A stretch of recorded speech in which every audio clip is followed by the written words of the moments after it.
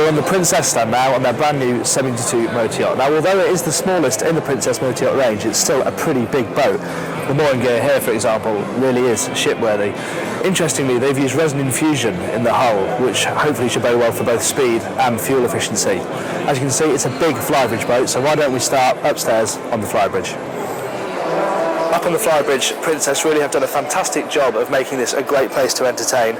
Starting with the bar, of course, there's plenty of room here. You've got a cockpit griddle, sink, deep fridge, and attention to detail as always, a good sturdy handhold for when the boat's moving along.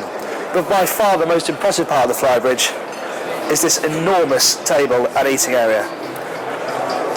Fold it out, there's room for 10, 12 people to sit comfortably, and plenty of place to put food. It really is a fantastic sociable space. And there's other neat details too, like these LEDs that they've fitted into the bars supporting the canopy. It's just a really great place to spend time and very well thought out. What to notice in the saloon is how well Princess have blended lounging areas aft with a more formal dining area forward, and of course the galley. This position here is the perfect place to sit with a drink, look out over the water behind the cockpit with light absolutely flooding in through these huge windows either side of the saloon.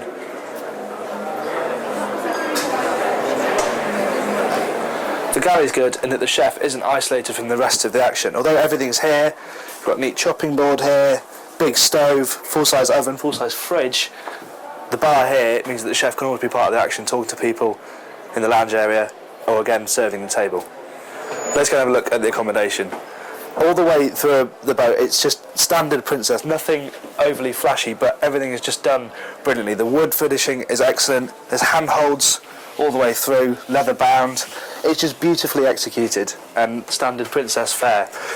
Here, you've got one of the guest cabins, which is actually a really nice cabin because you've got twin ports, it's a nice big double berth, and it's en suite to a very generous bathroom, which is also the day heads.